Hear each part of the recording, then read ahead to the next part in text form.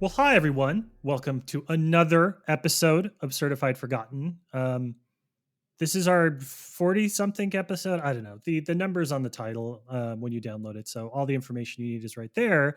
But if this is your first time listening, welcome and thank you. I am Matthew Monagle. I'm one half of the Matt hosts, and I'm joined as always by my Matt partner, my Matt friend, Matt Donato. How you doing, bud? Pretty good. Doing okay. I feel like that's a lie because I know what's going on in your life right now. I'm trying to act like everything is cool and my life is not in constant chaos, so I'm just going with pretty okay because we don't need this to turn into another therapy session. Fair enough. Nothing traumatic, nothing bad, just normal, above average amounts of chaos, I would say, is where you're at right now. Minus the shitty horror movies that I watch. Yes, the trauma is we're just gonna ignore it. Okay, well, let's have a conversation about a movie that you do like in order to kind of keep your mind off what's going on right now for you. How's that sound? I think that sounds wonderful. And you know what? We should probably invite somebody else to this conversation too. We might even have heard that person on this already with a little giggle. So yes, at Yeah. this point, yeah, as this is the well, in a way, this is the return of our guest for this episode. Because for those who don't know, I'm just going to spill that we would have loved to have had this Wild Zero episode up a few weeks back, even months back. But well, the internet sometimes is a cruel, fickle beast, and will eat your audio without knowing. So, Monocle, this is our second take. You think you can make it through? I think I can. I have redundancies on top of redundancies, and as I joked about in the pre-show, I have forgotten all the good jokes and all the good commentary we made. So this is going to be brand fucking new for me. All right. Well, with that said, I can now confidently bring back our guest for the first time, we'll say, co-host of This Ends at Prom, a freelance scribbler, including places as Certified Forgotten, and bartender extraordinaire, Harmony Colangelo. Harmony, welcome. Thank you for having me back again. Yes. Thank you for coming back. I think that's the bigger thing. I gotta say thank you because your time is valuable, and you would have totally been within your right to say, "Get your shit together, Mats. Talk to me in a year. We'll try this again." So I appreciate the quick turnaround, and I appreciate the willingness to not be done in by technical issues and come back and talk about your film. Yeah, but I'm also not going to miss an opportunity to talk about the movie for today. I will bring this up any chance I get. So why would I ever put this off for like a year? That's fair. That is fair. Well, we're going to get to Wild Zero, and you're going to talk about it for a second time, and it's going to be just as lovely as it was the first time. Hopefully better.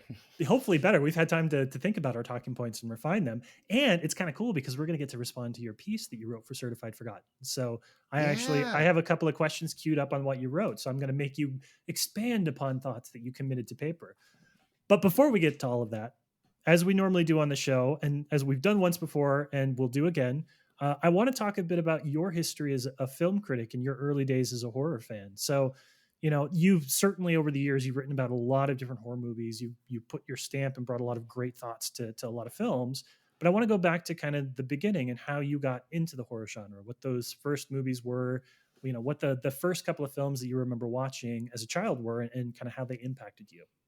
Yeah, what's really fun is I've done a lot of soul searching from the first time we recorded this, and I think I figured out my trajectory so much better than the last time you asked me this question. Yeah, I got through into films in general as well as horror, specifically through television, because my family was too, honestly, they would complain that movies were too expensive, but realistically, they were just cheap. Like, my dad is the kind of person who stole cable for like 8 years. So, like, we could have afforded things. He just elected not to. So, I actually got into horror by watching things on like TNT, or more in the case for the genres that Wild Zero inhabits, the Sci-Fi Channel.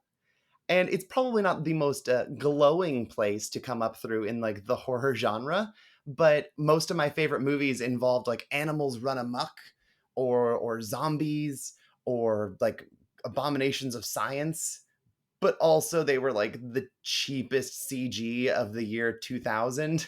So it was a beautiful mixed bag getting to enjoy things like Tremors, which is legitimately good, or Anaconda, which is less good but still fun and actually like a real release, littered in with things like the 3 Shark Attack movies, number 3 being my favorite, the 2 Crocodile movies, and Abominable, which I think is just fantastic because it's Rear Window, but with Bigfoot. Have you ever seen Blood Surf? No, like people keep telling me I need to though. Okay, so I will say Blood Surf is that sci-fi kind of fun, and I only remember it because you're talking about all these kind of creature attack movies, and that was actually one of the connection points with my father as well. He's not a horror fan by any means, but if Mhm. there was one way I could get him to watch something in that realm, it was just like you said, when creatures attack. So if we could watch one of those dumbass like Sabretooth or one of those Blood Surf again, it's not something that he would typically enjoy, but we could watch it together, and Blood Surf sticks out because there is one kill where I figured if a guy's on like a boogie board or like a surfboard and he just thinks he's going to get away and he's literally going into the surf, and as he's going into a wave, just like the alligator or crocodile, it just opens its mouth and he surfs right into it, and it is one of the funniest fucking shots I've ever seen in one of those movies. Oh, that reminds me of the end of Shark Attack 3. Have either of you ever seen that movie? Because it's not really worth watching except for like the last 5 minutes.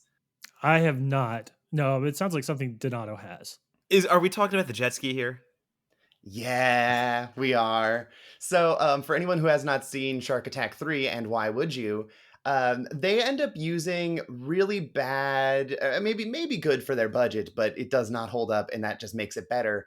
Effects where they superimpose people into stock footage of sharks, and since they're getting hunted by megalodons, like you have a man ride a jet ski like in front of a green screen right into an open shark's mouth that they like licensed the footage from like National Geographic or something, and it is one of the most surreal and perfect things I've ever seen in low budget films.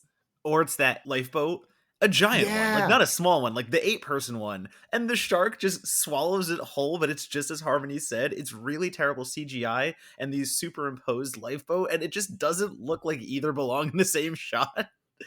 Yeah, or the other really good one, a man is like, "Oh, screw women and children first. I'm gonna steal this blonde lady's life preserver and jump off the thing to try to save myself," and leaps right into an open shark's mouth, and you see him like shrink down as he gets closer to the stock footage. You know, now that you say this, I think Deep Blue Sea 3 might even be paying homage to Shark Attack 3 with its shot when God, somebody jumps I off the boat into a wish shark's mouth. was probably the moment that I popped harder than any movie last year. Was that specific kill in Deep Blue Sea 3? It's awesome. I'm sorry, I've completely derailed Monogle's interrogation and interview portion, so I'm going to No, let him no, no, take no. over. It's good. It's good because if I remember correctly, Harmony, you took home one of our prize packs when we did the Deep Blue Sea 3 live tweet, correct? So this is all super on brand right here. Yeah, I used to have a personal mission to watch every shark movie, no matter how bad they are, and over the last 10 years, that's oath has definitely beaten me down more than once. But Deep Blue Sea 3 is one of the best in the genre by far, especially because this is like a weird thing of that. I remember being like 8, 9 years old, probably younger in the case of some of these, and I started to first get into like horror. But up until that point, I had only seen Jaws was probably the scariest thing I'd ever seen, and it had terrified me. And the whole shark genre is just trying to capture. Honestly, it feels like it's trying to capture Jaws, but in like middle of the day reruns on TV. Because obviously, Jaws is one of the highest grossing films ever released, especially if you adjust for inflation. But most people, especially now, have not seen that movie in theaters. James Gunn was talking about this after Suicide Squad came out, and I think that was really tight. But I just think it's so fun that you have all these really low budget made for TV shark movies that are just chasing the dragon of how perfect Jaws is. And I was legitimately scared of this shark despite living in Ohio, nowhere near the ocean. But, there's a potential of Lake Erie. It's a body of water. I could get eaten by a shark. And yet I see Halloween H2O at like the age of 7. And I just go, that's a guy. I'm not scared of him. Well, if Lake Placid can be a thing, then certainly there can be giant monsters in every body of water next to you. I mean, it's always possible. Like I had fears of a shark busting through the wall and eating me in the bathtub as a small child. I blame my parents for taking me on the Jaws ride at the age of 5 at Universal Studios and not telling me. Yeah, that's legit though. I had that same thing. I legit had that same, even the shower, not even like a bathtub, like a shower. How is that going to functionally work for a shark to bust through the wall? But still, I'd be like, nope, it is water adjacent. I'm going to get eaten. Well, have you ever seen Ghost Shark? That's how that works. I That's how they get you. unfortunately have not seen Ghost Shark. Oh gosh, Ghost Shark is where a shark can get you as long as you are near any sort of body of water. Like the shark can only travel through water. So like there's a great moment where a child's going down a slip and slide, and then the shark comes out and gets him.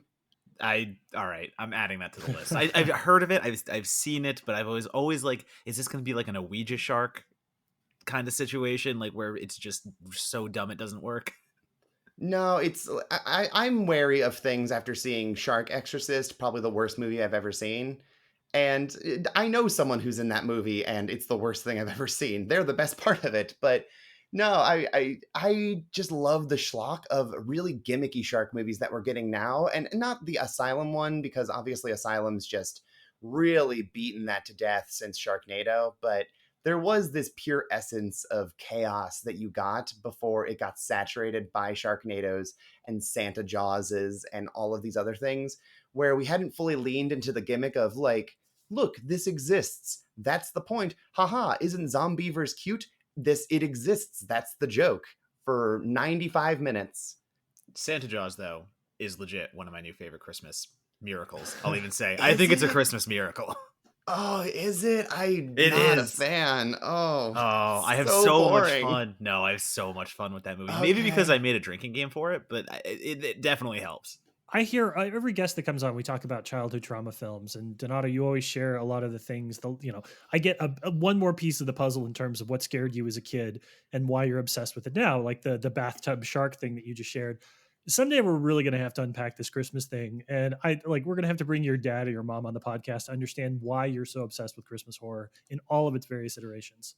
I don't even know if I could tell you at this point. You're right. Like we would have to really dig into this, and that would really eat into our guest time that I don't think we There's should. something there. There's some sort of childhood trauma there that I just have to know about. You're gonna send me back tumbling like 20 years. I'm gonna regress so hard when I figure out what this is. This is gonna be great. I'm gonna break you and then set you loose on the world.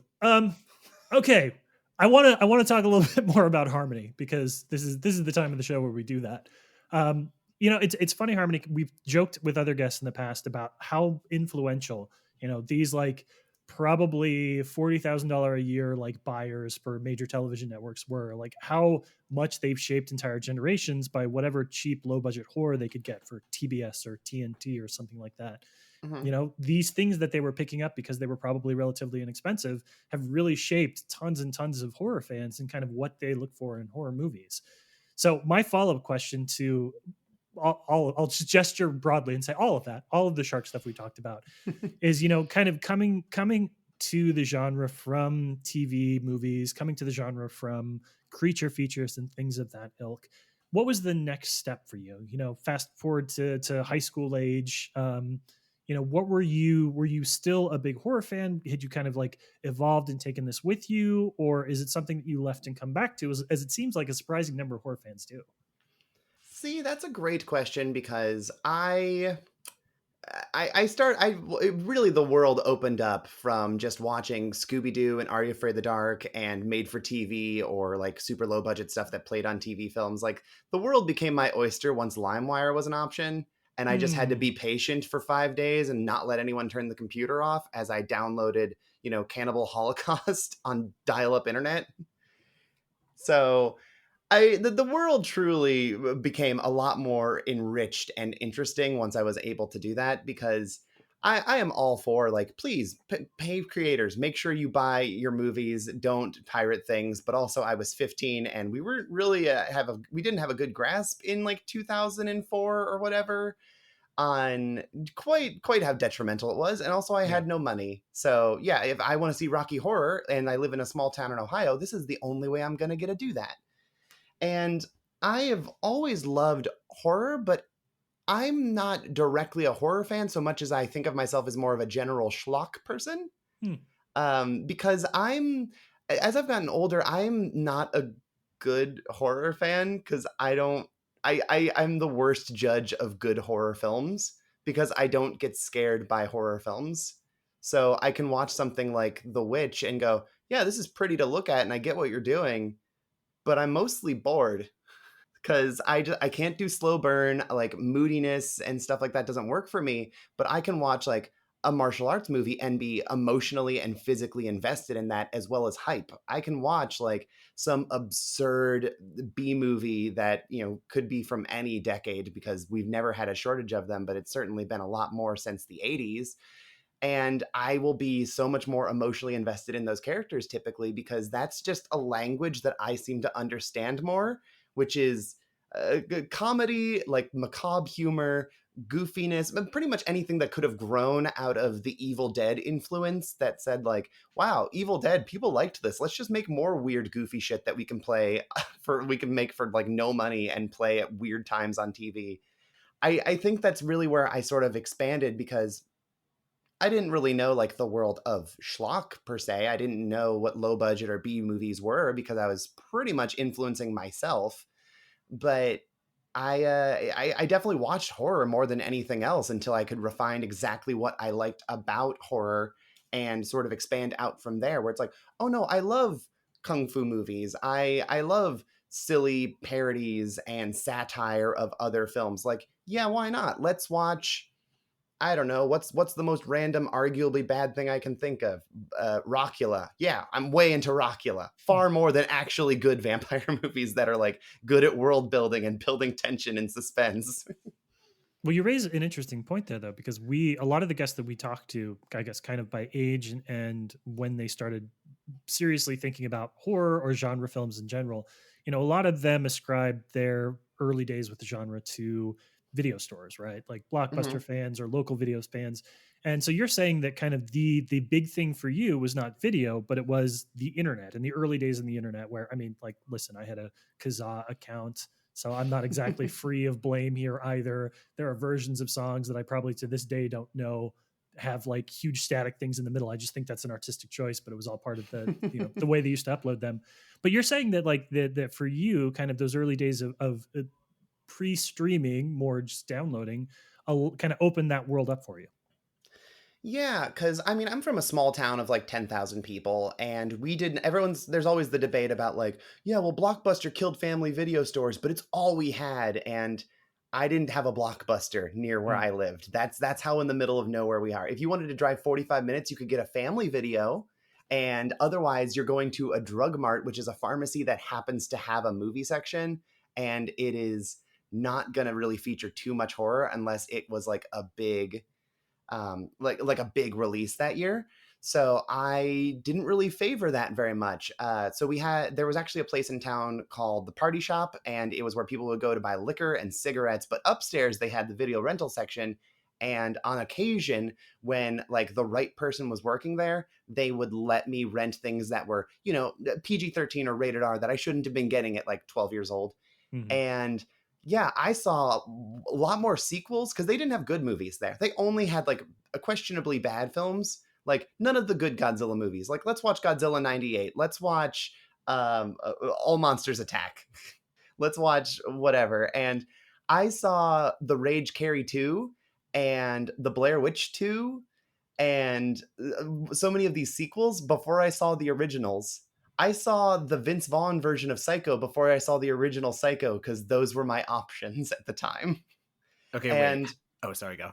no, go ahead. By all means, comment on that. I was like, I need to know what your reaction was watching Book of Shadows before the original Blair Witch. Like, how did that process go in your mind? See, here's the thing is I had like tangential knowledge of the Blair Witch Project, even though I hadn't seen it, because they actually did a Scooby-Doo parody of it on Cartoon Network back in the day that only aired like once. And it's like kind of hard to track down. It's probably on YouTube now, but it was really hard to find for a long time. And it's got like a lot of really adult humor. So like I knew what Blair Witch was supposed to be. I don't even know if I can appreciate the original movie because it's been like done to death by parody and oversaturation in pop culture Yeah. for 20 years.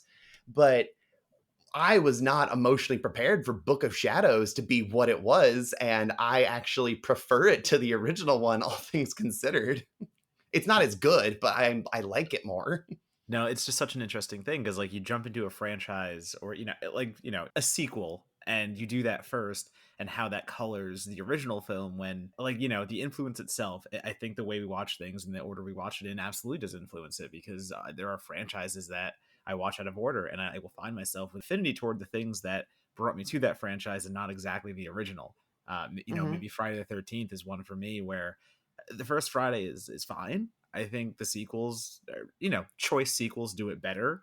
Yeah. And if I say that online, it's like, oh, well, you don't like the original. Obviously, you're not a fan. And it's like, well, I don't know. The remake is actually what got me into the Friday franchise. And I think that's one of Mhm. the better versions of it. So it's just always funny to hear that kind of.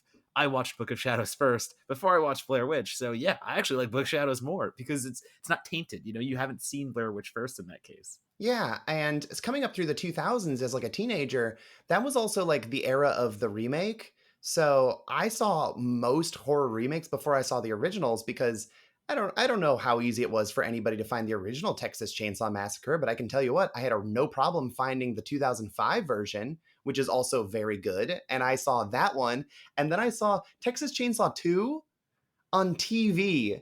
And that was my first two Texas movies. And boy, that is quite the roller coaster to go from that one to that one, but a TV edit of it.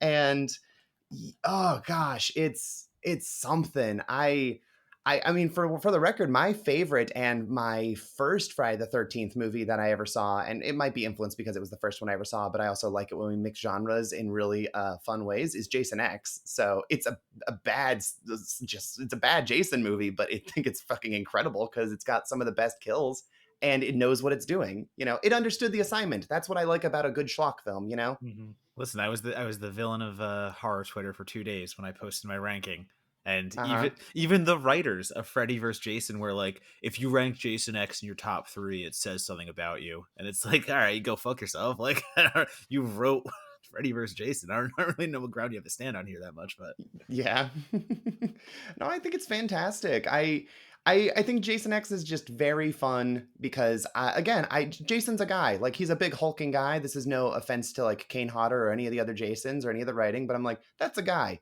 He does cool things. I like to watch him kill people. I came up from like the really macabre, violent era of the 2000s where we had like malicious and very mean-spirited horror. I'm not bothered by violence, but gosh, like I like it when Jason is very self-aware and just trying to one up himself by the time we get to Jason X, because I don't find him scary, I find him fun, and he's having the most fun in that film. I think that's So so. Oh, sorry. I was gonna say. I just think it's so interesting to see how our preferences dictate, especially in a large franchise. Harmony, you're talking about schlock, and you're talking about comedy and Sam Raimi and things of that nature. And I think we align a lot there. Mm-hmm. And I talked to someone about. I know we connect on this as well. Child's Play, and you Yeah. talk about the whole Child's Play franchise, and Bride of Chucky is hands down the best of the franchise. And I think you agree with that as well.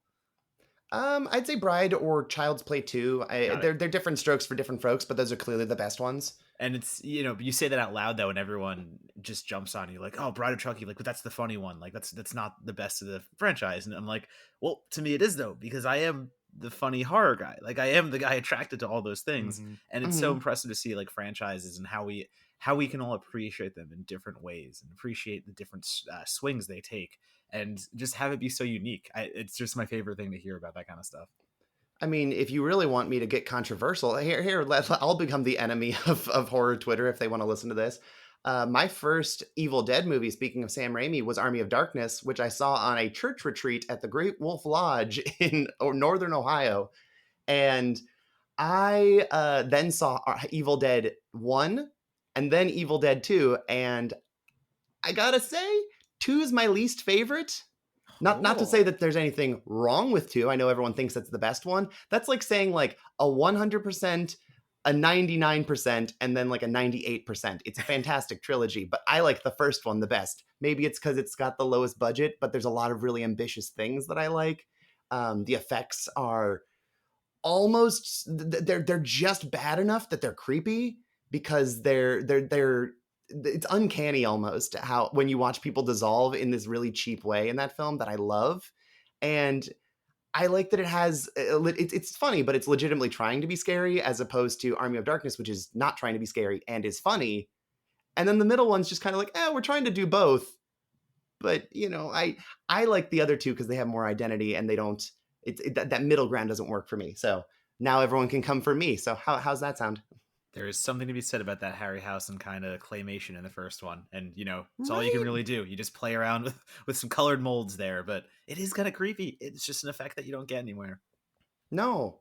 And again, like the innovation of cheap films, like that's something that I love so much. I was recently on Screen Drafts talking about the Tremors franchise and ranking the 7 films. Hmm. And I do not agree with the final ranking, but the top 2 are indisputable, so that I will settle comfortably for that.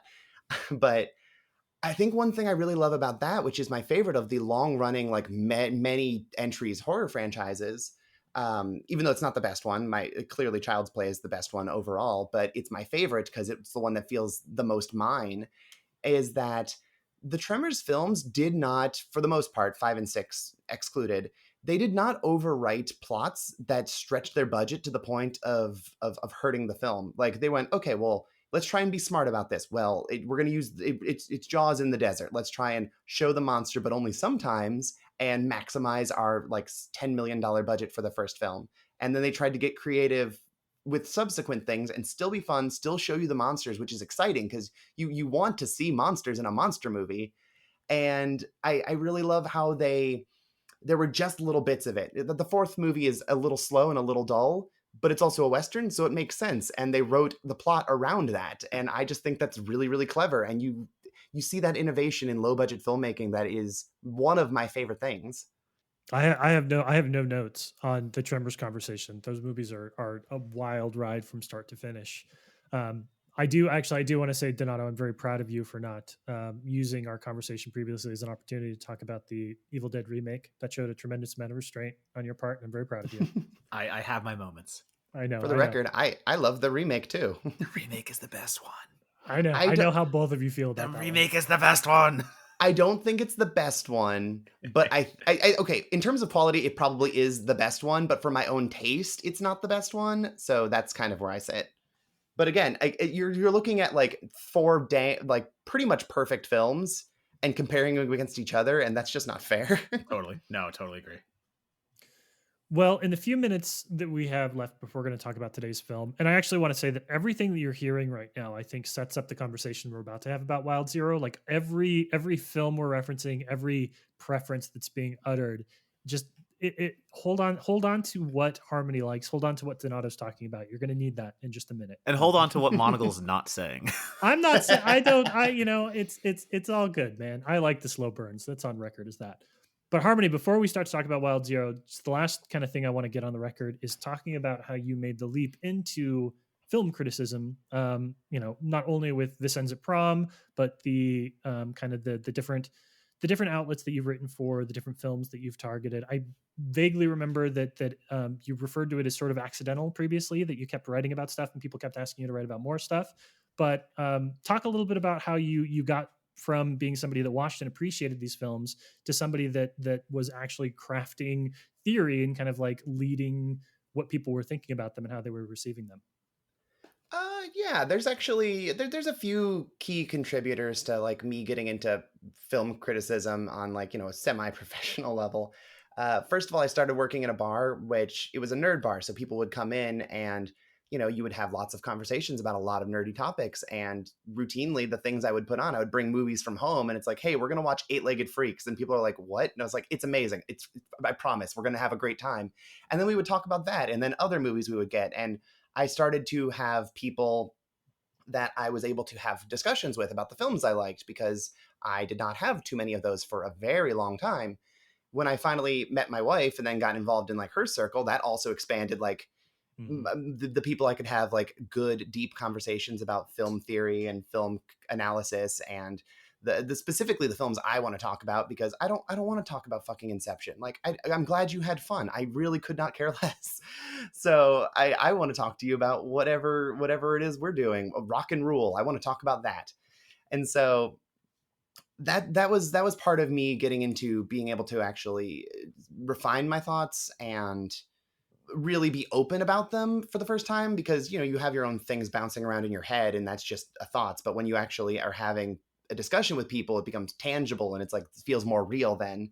And I went, oh, I guess that I have opinions that are real and are manifesting themselves in discussions and thoughts and how they apply to life and all these other things. And as that was happening I started to look more into specifically for my medium trans representation or trans themes in film, and I sort of got into film criticism out of spite because I saw a lot of people with a lot of bad opinions that I wanted to throw my hat in the ring for.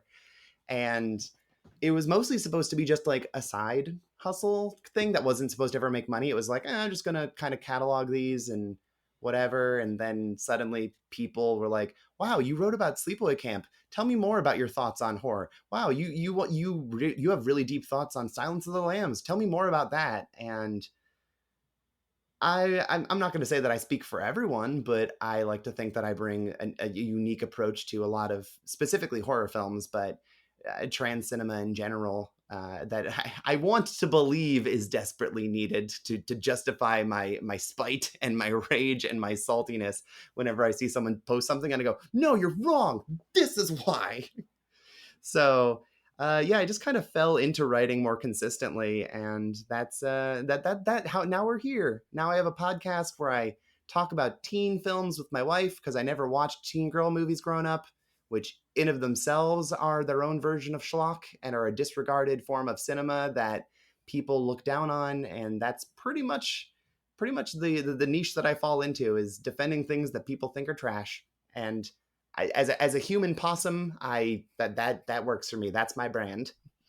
And I mean, like, to your point and to your confirmation there, I adore Wild Zero, using that as an example. And could I write a piece on Wild Zero? Sure. Would I rather read your piece because it's going to be a far different perspective for reasons that I'm sure we'll get into? Yeah. And like, that's important. Thank you. Yeah, before I pitched the piece to you all, I was looking up articles on Wild Zero, and there were very few. And I specifically wanted to talk about the queerness of the film, which, of course, we'll probably get into when we discuss it here in a little hot sec. But I wanted to get into the queerness of it because most people just went, oh, it's queer. That's kind of cool. Or like, I don't like how this character reacted to that. That wasn't very nice. And I'm like, okay, but you're not looking at queerness from a straight perspective and vice versa, because that's kind of what the whole point of the romance of this movie is. Like, that's how it's functioning. And I wanted to explore that a little bit more than other people were doing so on the internet, or I guess weren't doing so. I feel like that is a natural jumping off point for us to actually start talking about Wild Zero proper. So we're going to take a quick break. And when we come back, it's Wild Zero time. Fuck yeah, let's go.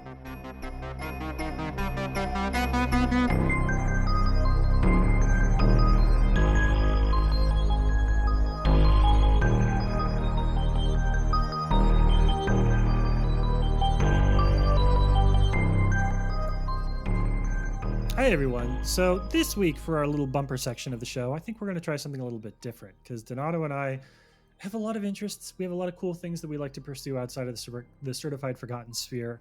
And I think it's time we showed a little bit of love to people who we were doing cool things kind of in our community or outside of our community that we want to highlight. So, Donato, you had a really fucking cool weekend. So I want you to go first. Yeah, I had a very interesting weekend that came together kind of out of nowhere. But what I did know, the one constant I had, was that Freddie Carlini, one of the co-creators of the board game Mixtape Massacre, which I have become a little better at, and which I've become to play better and learn better, I knew he was coming to town. So we had a really fun game night on Friday where he brought Mixtape Massacre, the director's cut, which is coming out soon. And it is a little redux on the original mixtape with some new rules thrown in. So not only did he get to come in and show us how to play the new game, but I had the opportunity to... this is one of those like sentences that just happens from being in LA. But I'm going to say it anyway. I got to go on Freddie Prinze Jr. and John Lee Brody's YouTube channel about tabletop gaming, where they just play through games. And this one specifically was to highlight Mixtape Massacre, and it's going to be out sometime in October.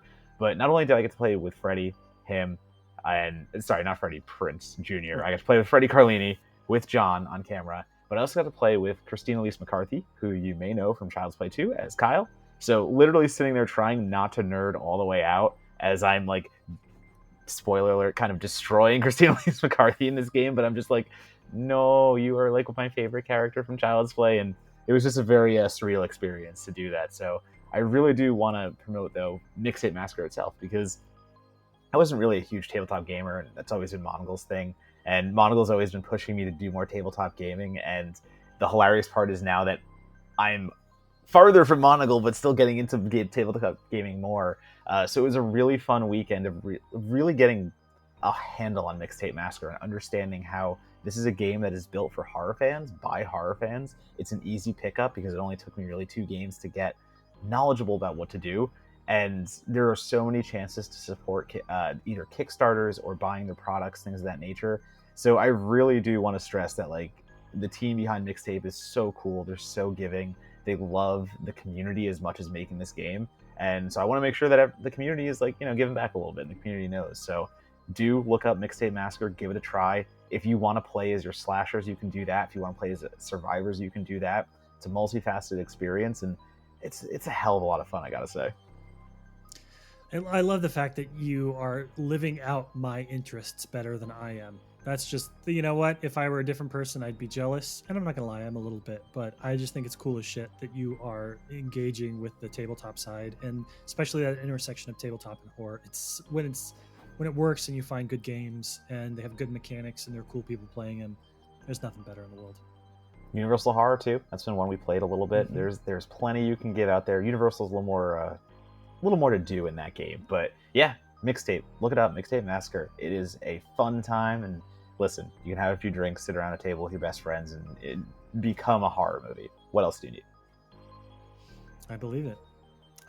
So for myself, a project that I recently backed on Kickstarter, speaking of Kickstarter stuff that I'm kind of excited about, is there's a new album out by MC Megaran, who hopefully some of you already know. He is I believe the correct term is a nerdcore, but I think as somebody who's listened to a lot of different iterations of hip hop, I think there's a lot more than just kind of like nerd culture in his hip hop. It's a lot of like truth and about his youthful experience and kind of how he came to age and what it was like, especially to grow up as a black kid who was more interested in his action figures than anything else. He recently kickstarted his next album, which is called, I believe it's called Live 95, and it's kind of a throwback to NBA 95, that classic video game that he grew up playing and that a lot of us grew up playing too. And yeah, I saw a tier that was an opportunity for me to support it and get access to his entire discography. So of course I'm going to take advantage of that. But I think a lot of folks, there's a lot of different types of hip hop out there that can speak to like a lot of different experiences that you have in life. And my gamut of music that I like runs pretty deep and wide, but I find that there's just like a lot of the lyrics that I listen to with Megaran, a lot of the songs that he's produced, it just speaks to kind of the same experiences that I've had. I think he's a tremendous artist. I'm happy to support him. I'm excited to get some of the Kickstarter swag that you get when you support any artist, and I'm excited for when he comes through to Austin as well. He's got a tour, I believe in October or November, and I'm gonna, depending on the COVID situation, I'm hoping to be able to see him live too. So I don't think we get an opportunity to talk enough about, as creators and artists ourselves, who we're supporting.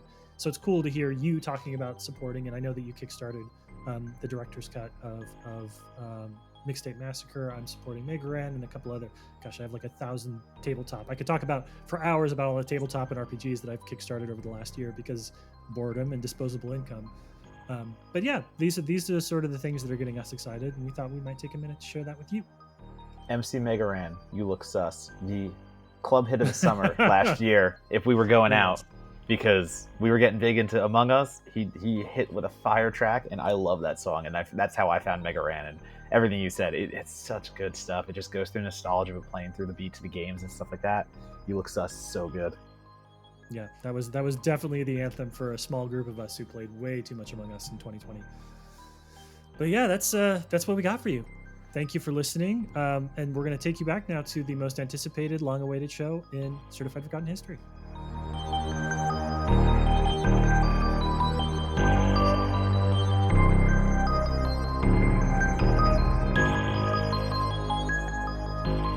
All right, welcome back. It is fucking Wild Zero time. And, sometimes when we do this little pre-roll here and I do a quick synopsis of the film for those who haven't seen it, I put together my own thoughts and I try and do a summary, but I kind of like what I found online. And so I'm going to read the one-sentence summary of Wild Zero, which is just so deliciously kind of correct that I think that there's a lot of ambiguity there that we'll be able to tease out. So the description, if you Google Wild Zero plot synopsis, which any good film critic should do just to make sure that they're not, mucking up their own descriptions. What you get is this: Ace saves his heroes from alien invaders that turn people into zombies. Period. That's it. That's correct. It's also incorrect. And it's also, it adds beautiful levels if you want to talk about who Ace's heroes might truly be. But we're going to Mhm. get into all that, and we're going to talk about why this film is just so much fun, and why, spoiler alert, it's one that all three of us agree on, which always makes for a good episode. But Harmony, I want to start by saying you brought this to us. This was the movie. There was no question. You knew this is what you wanted to bring. What makes this the film that you wanted to come and talk about? Because if you look at all of the individual elements of this movie, this is kind of my tastes distilled into 90 minutes. Because it's like, okay, I love me a good rock and roll movie with like a really killer soundtrack. Great. I love a good zombie movie. Perfect. I love mixing genres and creatures, so now we have aliens. Love it. Ambiguous rock god superpowers provided by the band Guitar Wolf, who are playing themselves and riding motorcycles that shoot flame and wear sunglasses at night. Sure. Love it. A laughable goof of a main character with fantastic hair. Beautiful. Queer themes. Love it. It's just all of these strange elements that all combine into this bizarre film that is so many things that I love, but it's also filmed like a music video littered with anime bullshit, and I think it's incredible.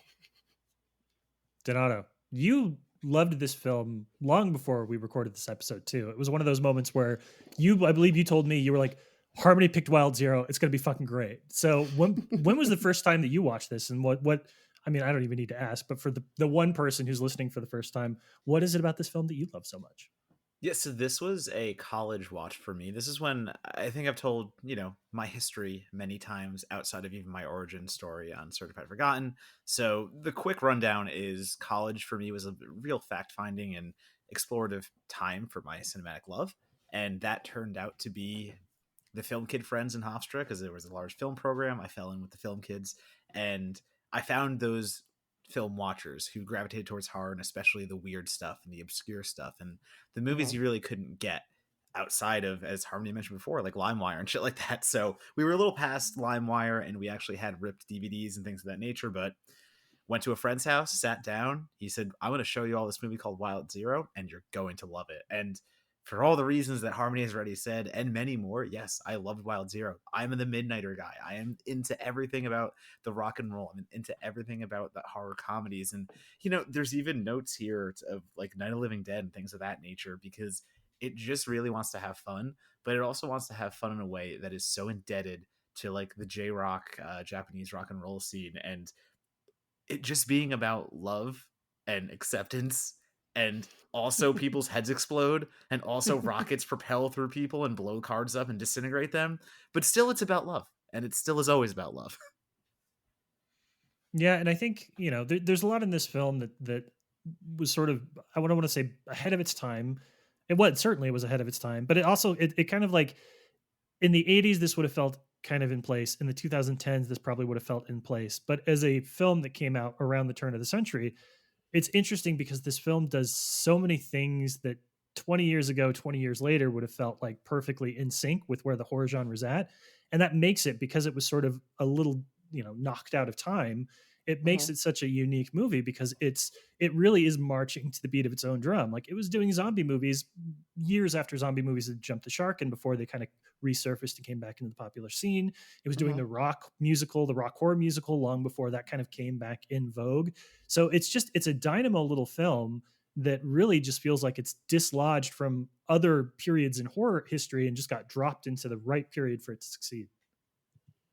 Absolutely. Like this movie, even a few years later, would make more sense. But it's strange to think that this is probably one of the last really, really fantastic Romero style zombie films before 28 Days Later came out and basically made it so you can't really go back to that brand of zombie ever again. I don't think people will tolerate it anymore. Mm-hmm. And like No. that's sad because like these are particularly slow, particularly like face painted, goofy looking zombies. But I like that you can still do creative stuff with zombies because there's obviously it's post Walking Dead. People got exhausted by it. It wore the genre out in the worst way, and honestly did a lot of damage to the horror scene. Period. but I think we're getting to a point now where people are starting to reaccept like strange zombies, like where they can do weird things with them that aren't just like lumbering and rotting, or like fast zombies, like some World War Z zombies. Yeah, it's not an accident that one of the, again, if you're kind of poking around and looking at this film and seeing all the different comps on IMDb and Wikipedia and Just Watch and all the places it shows up, one of the biggest comps for contemporary films is One Cut of the Dead. And I think, Mm-hmm. yes, the humor and yes, the dynamic acting and all of that is the same, but it's the zombies. Like, even though one is a zombie movie and the other's sort of a zombie movie, like it's the same kind of goofy, over the top, lots of face paint. It almost feels like there's a nostalgia for that now, Harmony, just like you said. Like, we've all missed that. We've done the fast running, the Walking Dead deteriorating zombies. We've done zombies as metaphor and myth. Now sometimes it's kind of cool to just watch them like be goofball monsters that get shot a bunch. Yeah, probably the closest version to something like a Wild Zero that I've seen more recently is Zombiology, which I'm pretty sure is a Japanese film. I couldn't say offhand. I saw it in theaters, and we've got slow moving goofy zombies. It's about family and like bromance, and also there's a chicken who flings eggs at people and makes their heads burst, and also might be a kaiju. And there's anime cutscenes in this film about bromance, and that's kind of the vibe that we're returning to, especially overseas, because American zombie films definitely have this action and like gun fetish that we have not grown out of, really, in action movies in general, but particularly with our zombie movies. And I'm really refreshed to see how well this movie and everything I love about it is coming back into vogue, because I don't know. I think everything about it is so great. It takes itself just seriously enough, but it's not a serious film, and it's not trying to be, but it has serious elements, particularly with the the post relationship crisis where Ace freaks out over Tobio and basically is like, "Ew, you're gross. I'm gonna scream in your face," and she gets all dejected and goes and walks amongst the other monsters that is horrified of. I those scenes are perfectly straight and perfectly serious, and I've seen plenty of other, films of this kind of caliber that, again, like something like the joke is that the movie exists. Like the joke of dead sushi or hentai kamen could be told in 10 minutes, 15 minutes, but there's no emotional core that really carries you through the rest of the film, I feel like. And this movie has it when it really didn't need it. It just makes the film better and more enjoyable as a result. But I think when we compare, a Wild Zero in '99, that in American cinema, American horror cinema specifically, we were post Scream. We were kind of having that moment of teen slashers were coming back in a way, and we could have meta comedy fun. Uh, Mm-hmm. but there wasn't a lot of heart to any of it. There wasn't a lot of, I think Bride of Chucky gets away from that. Bride of Chucky actually escapes unscathed in that sense, but as we get into Scream 3, that was 2000, so that's not far from there. Other films that released around that time, Japanese horror was actually giving a shit about its stories. It was doing things like Dead Sushi, as you're saying. And is it insane that sushi can turn people into these beasts with like rice sushi around their mouth that would then spread the disease that way? Yeah, it is crazy Mm-hmm. bonkers pants. But Wild Zero gets stuck in there where you have the perfect example of why international horror is so important, because American horror all looked the same. American horror Mm-hmm. looked the same kind of cast of young hot actors and actresses. They get slashed off by a killer that is ambiguous for most of the time, and then we find the reveal at the end, and rinse and repeat. That was mainstream horror for a long time, around 99, 2000, 2001. Mm-hmm. Then we got the remakes. Japanese horror, you're getting things like, Ringu, The Grudge, and definitely some very vicious ghost stories. But then you do get into the Wild Zeros. You do get into the Tokyo Gore Police. You get into these movies that go so hard into the midnight absurdity and yet still retain something that matters, and still retain something, especially Wild Zero. The quotes are bonkers. The quotes are bonkers crazy. It's just these greaser rockers running around with tremendous pompadours, and they're always slicking back their combs and making fun of kids who don't have, like, everything is so greaser aesthetic. But then they throw lines out just like rock and roll is never dead, like rock and roll will like outlive us all, and just these really sweet notes about, I mean, do we get into the quote of the day? Do I read the quote now? Do it. Yeah, Yeah, do it. it is very much as Ace has just seen Tobio. Tobio has revealed herself and has revealed that, she has a penis, and Ace has that moment where it is the genuine shock reaction of what he is having to see at the moment.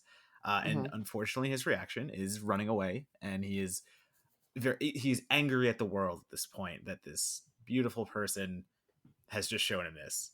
And then he calls for Guitar Wolf because, as we've said, or maybe we didn't say this, Ace saves Guitar Wolf the band, and Guitar Wolf the actual person does a blood Mhm. oath.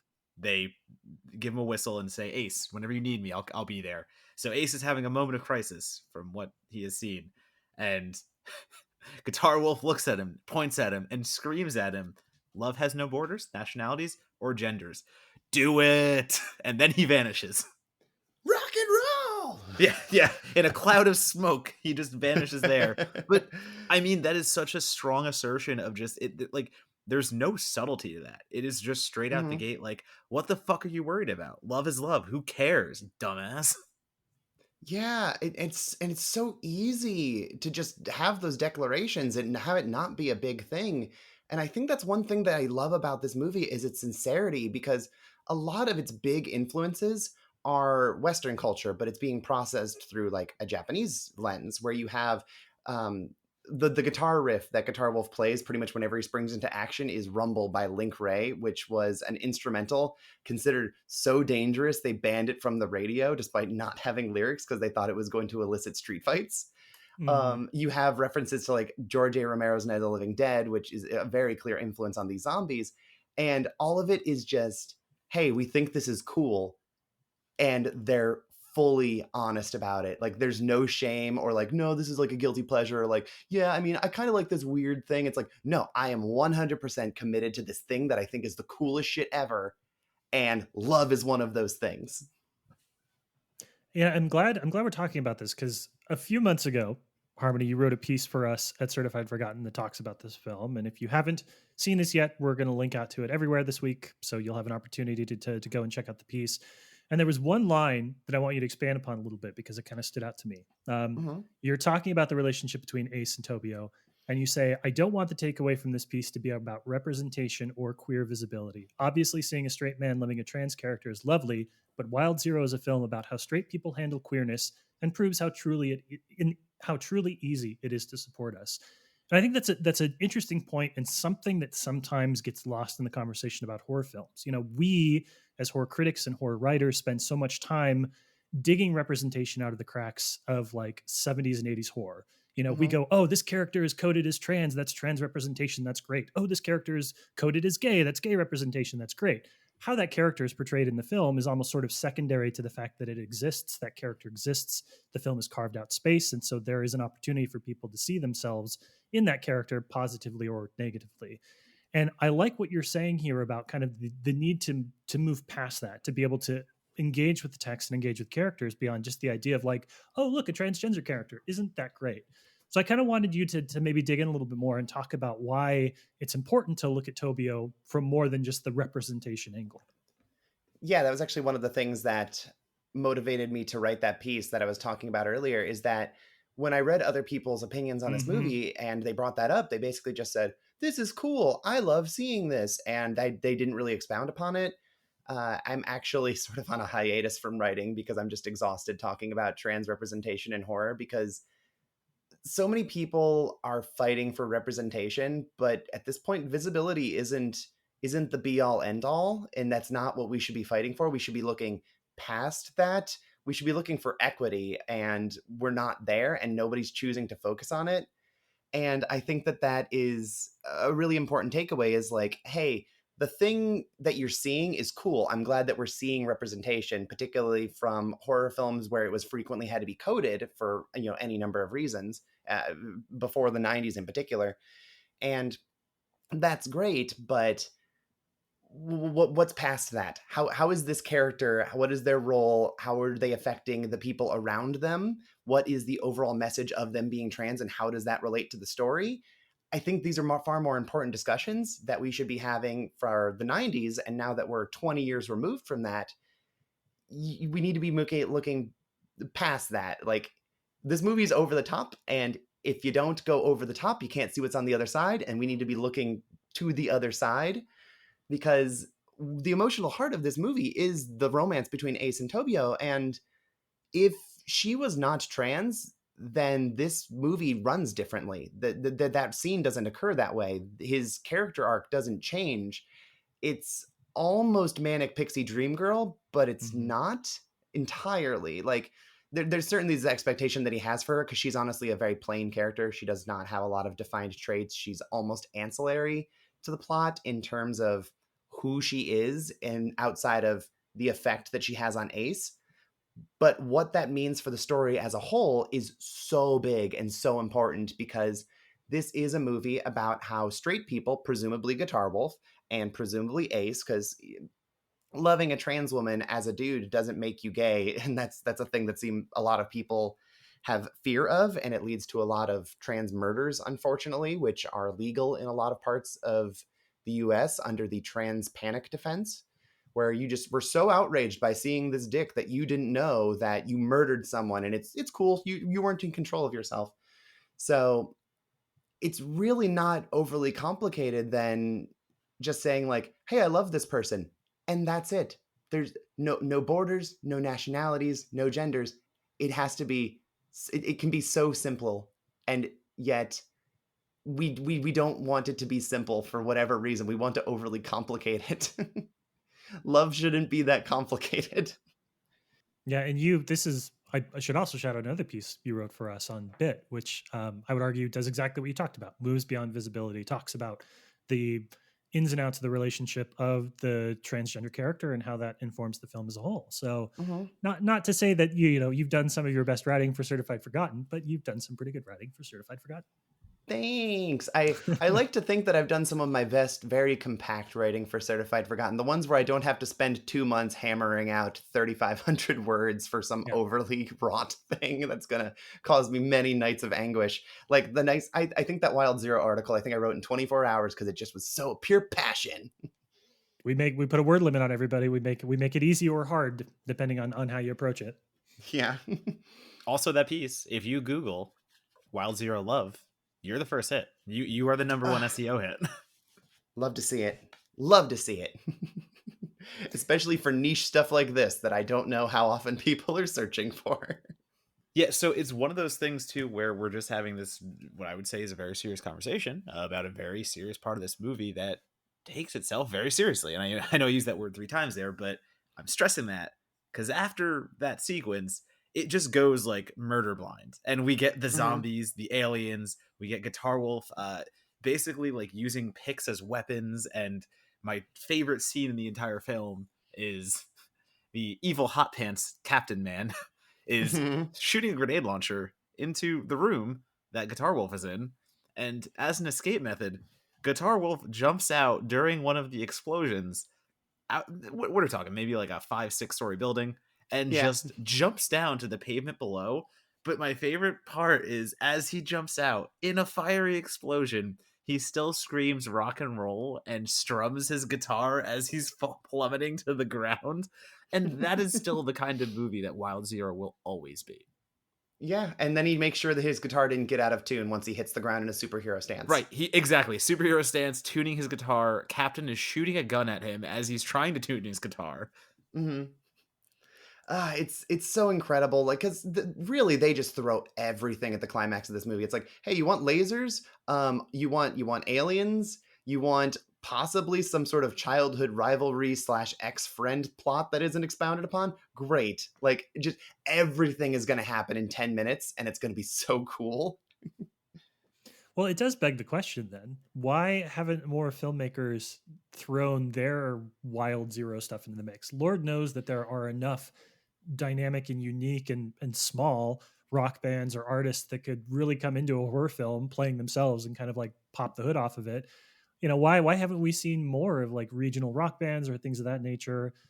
I'm not, all my music is bluegrass and sad, so I can't name any good artists here, but I'm sure the two of you can. Like, it works it's such a dynamic thing. It's almost like the thing in musicals, right, is that characters become so overcome with emotion they can't talk, so they get to sing, and the audience gets to hear it. You get to communicate directly with the audience, blah blah blah.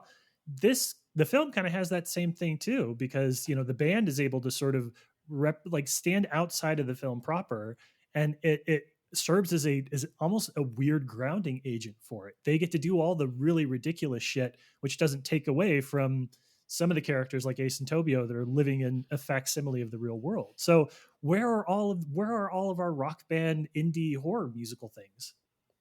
Where's our Rockula remake? Hell yeah. I don't know. Does everyone want to be taken seriously, so they don't want to do this?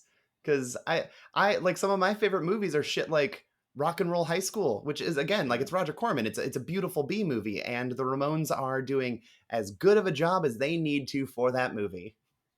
Yeah, and I mean, I just think about the way of like American cinema, though, and the way that we're a little more rigid and strict in our plot lines and things of that nature, where Japanese cinema allows this. Japanese cinema has always allowed this, and they want their midnighters to be almost nonsensical to a point. But also in that, we have some bands that are trying things. I mean, like, look at Coheed and Cambria. I mean, everything they make is translated from comic books that they also lead into. So I think that those fantasy elements, those are the bands that do take outside, and concept albums are a thing. And I do think about like these concept albums, like, why haven't we gotten something bigger than that? And I think in my head, like, why haven't we even gotten like a heavy metal 2, where there are so many bands that could flow into the spot that they've been in. And like, I put some bands out there and people are like, oh, like, those aren't like straight metal bands. Like Queen of the Stone Age isn't a metal band. I'm like, did you watch heavy metal? There are like love ballads. Like, what do you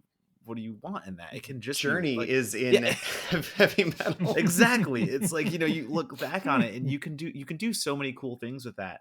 I just don't think American cinema allows that, because I think about the movies Guar put out, and you can find them on Amazon Prime, but they didn't get much notoriety for a reason, despite Guar having the personalities that they have and the costumes they have. You'd think that would lend itself so easily to be a movie star, to have these crazy movies that are Guar-esque. They didn't really go anywhere. You think about Christmas specials, like the joke of like Kiss Saves Christmas.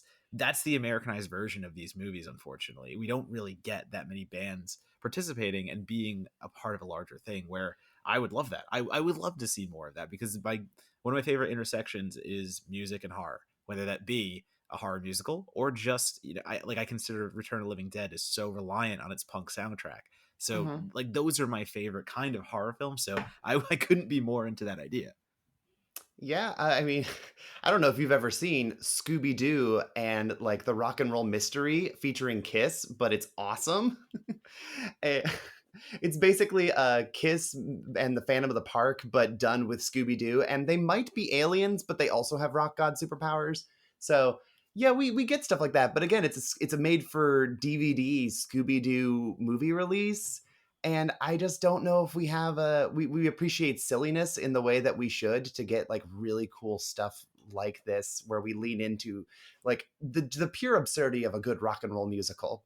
Like, I love me a good rock movie. I think there's some of the most fun and tailor-made for my taste kind of films. I have like a giant Detroit Rock City poster right behind me right now. So I don't know. I don't know if we're in a place where we want that, but there's so many places that would facilitate it for streaming that I don't see why we couldn't.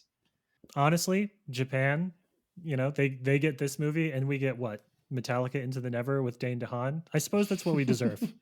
I actually like that, so I'm I'm not gonna. I will say it's Nimrod and Tal, so I can't. I like him quite a bit.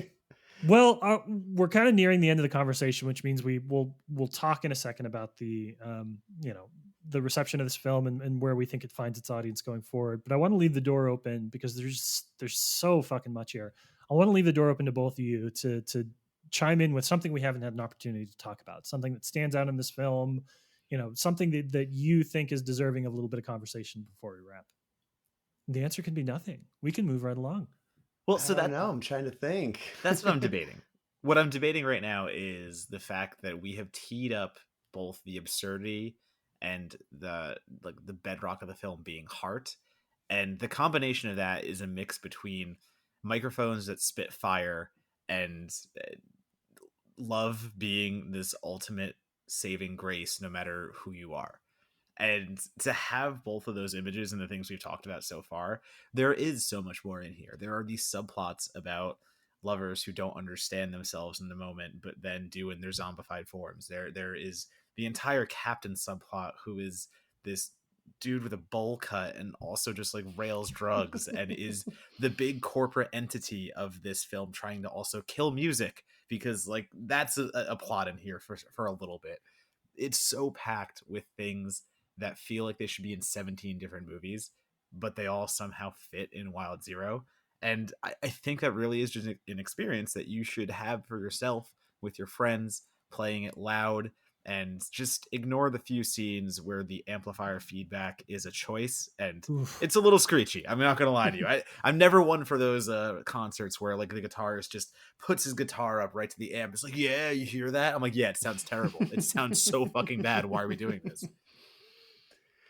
Yeah, no, I absolutely think that everyone should, like, there's so many things we could talk about. And honestly, I want to believe that we haven't even spoiled too much of like, the people No. will still be shocked by some of the things they see in this movie, because there is so much.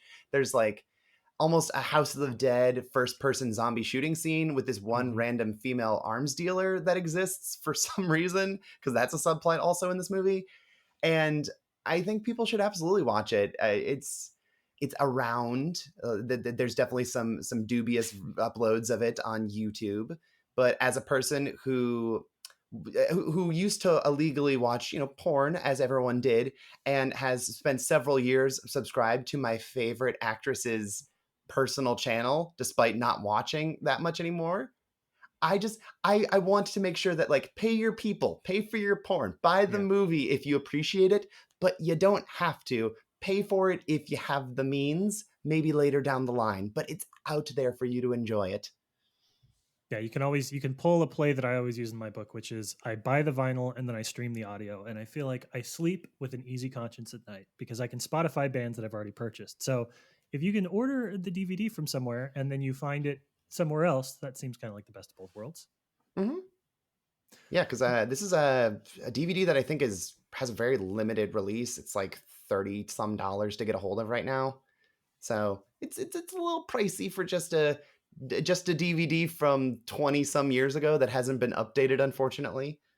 It's a weird sell, yeah. It's a grainy image. I'm not gonna lie to you. It very much feels like it was released in 2000.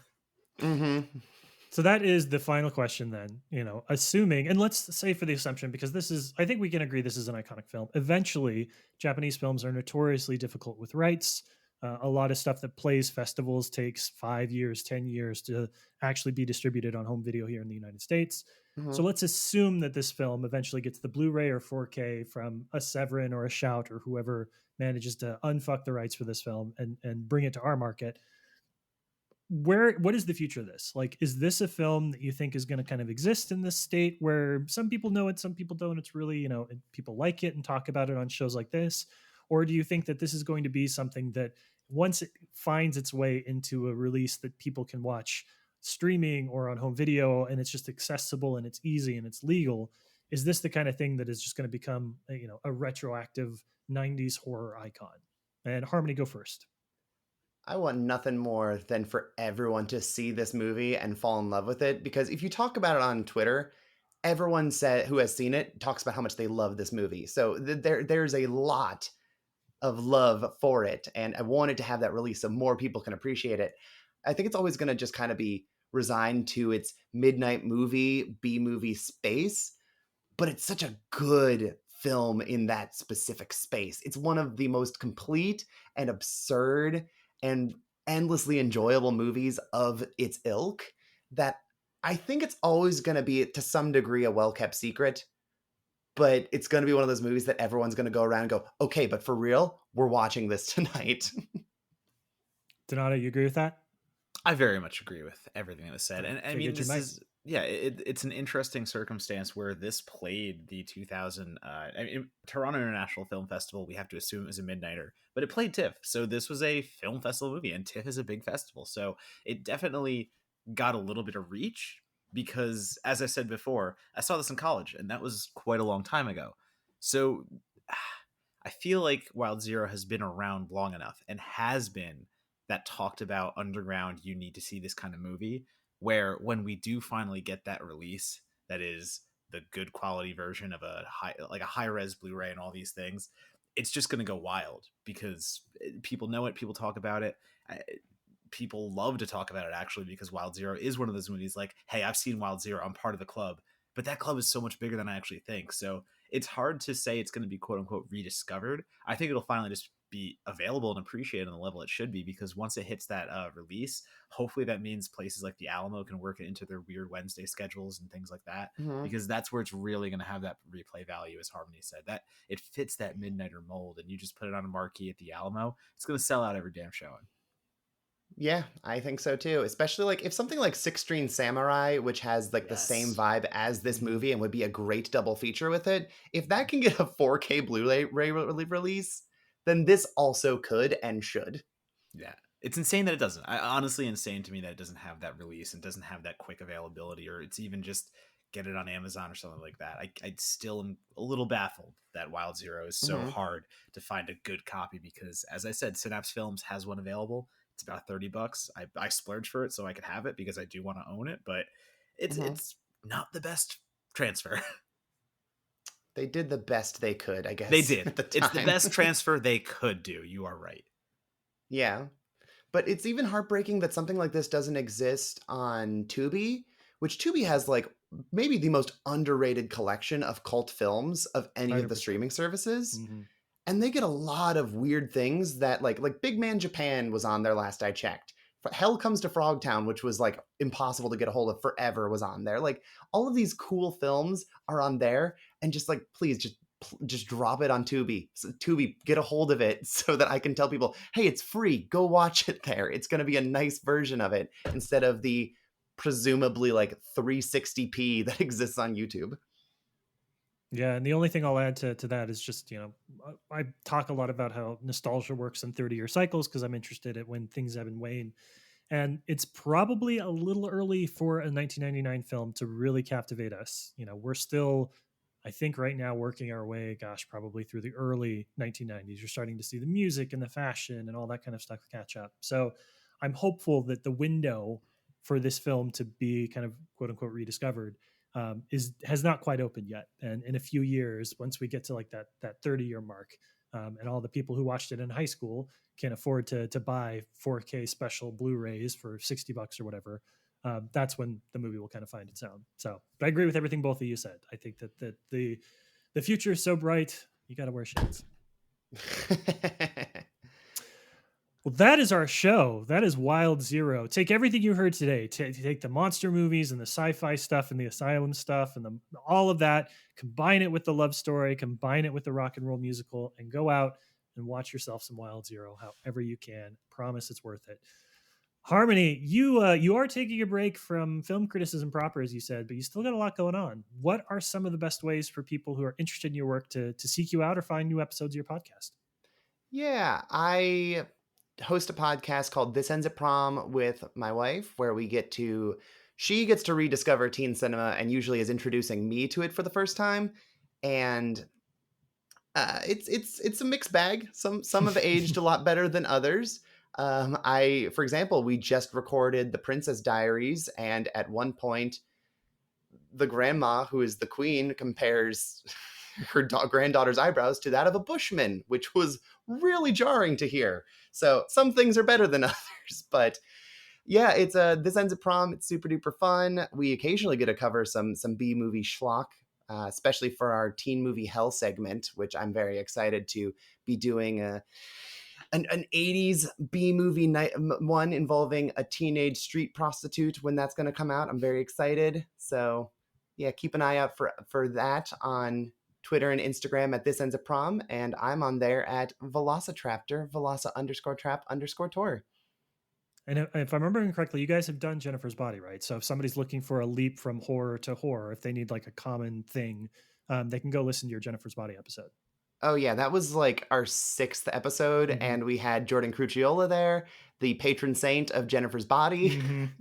And if you just want to listen to Jordan talk for pretty much like a barely uninterrupted hour and a half, it's pretty great. We have plenty of other horror stuff we do every once in a while. We have some good stuff coming up for October that I'm excited for. So yeah, stay tuned. Donato, if people want to read your writing and stuff, where do they like find you and things? You can read my writing and other stuff at Donato Bob on Twitter, Letterboxd, and Instagram.